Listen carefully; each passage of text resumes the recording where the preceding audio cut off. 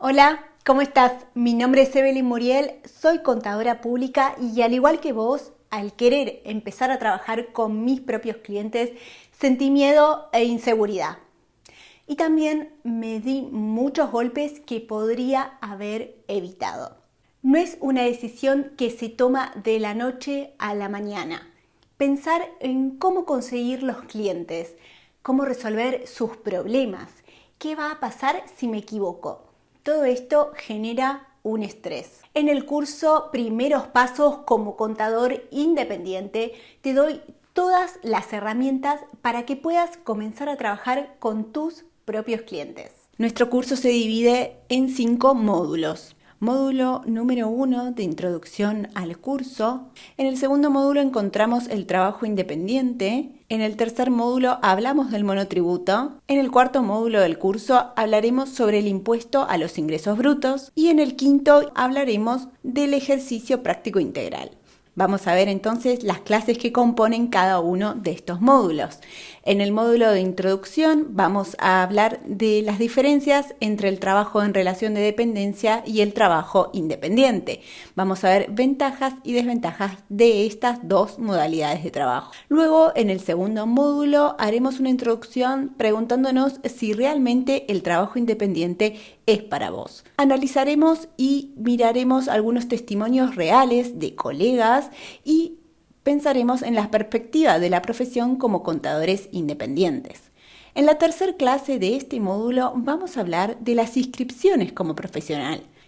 En la cuarta clase del módulo de trabajo independiente hablaremos sobre los clientes, los distintos tipos de clientes, vamos a tratar de encontrar ese cliente ideal, vamos a hablar de los clientes que no tenés que tener y también vamos a hablar de cómo tratar con esos clientes conflictivos.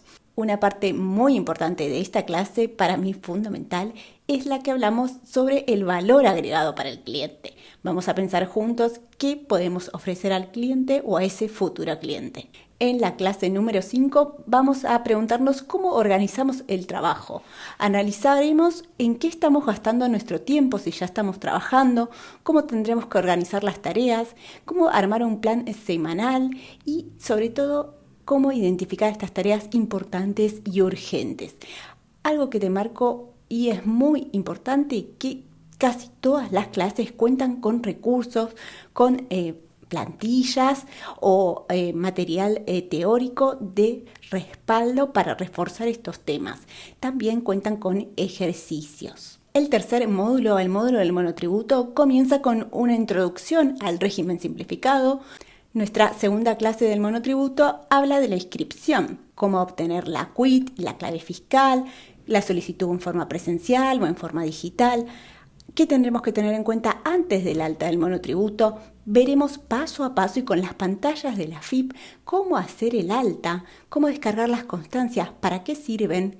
Una vez inscrito el contribuyente pasaremos a la clase 3 de gestión del monotributo 1, donde hablamos cómo tendremos que actuar o en qué circunstancias se presentan las constancias de inscripciones bloqueadas. En la clase 4, la de gestión del monotributo 2, miraremos vencimientos y pagos, las formas de pago electrónico, cómo descargamos la constancia para pagar, cómo se utiliza este servicio de cuenta corriente de monotributistas y autónomos.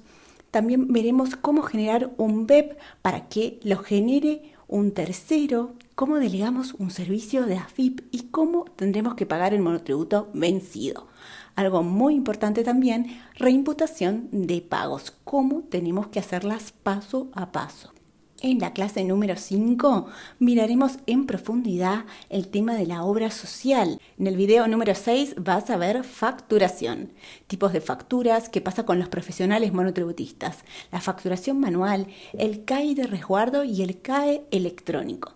¿Cómo se tiene que anular una factura electrónica? ¿Cómo dar de alta un punto de venta?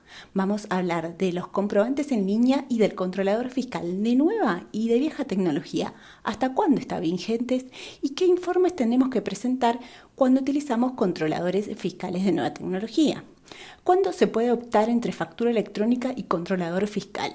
Y sobre todo vamos a ver qué pasa si no se factura, cuáles son las sanciones.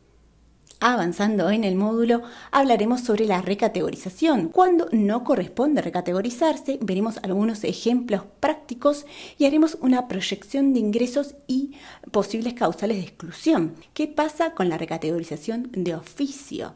¿Cuáles son las sanciones?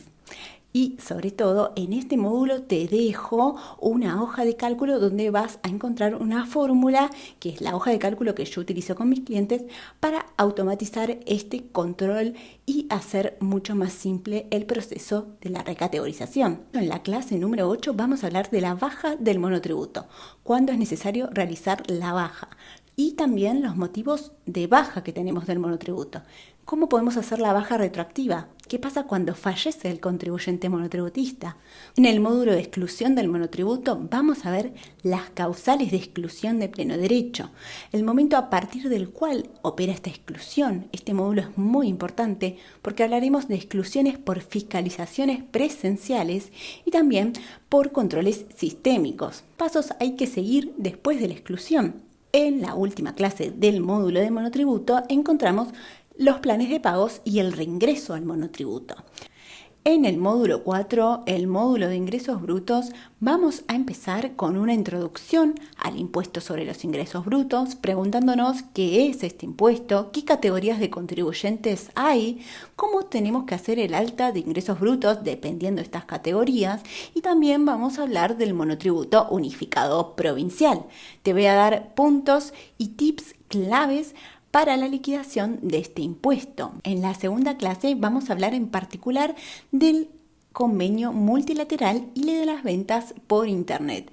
La tercera clase del módulo de ingresos brutos habla de cómo recuperar los saldos a favor. ¿Por qué se generan estos saldos a favor y qué mecanismos nos otorga la ley para recuperarlos? ¿Cómo podemos asesorar al cliente primero para no acumular saldos a favor y luego para recuperarlo? En la clase número 4 vamos a hablar de esos procedimientos en particular para recuperar saldos a favor, las herramientas que tenemos y con un ejemplo vamos a ver paso a paso cómo realizar los trámites. En el último módulo del curso, el módulo 5, te voy a mostrar con un ejercicio práctico integral paso a paso cómo tenés que llevar un cliente monotributista, tu primer cliente.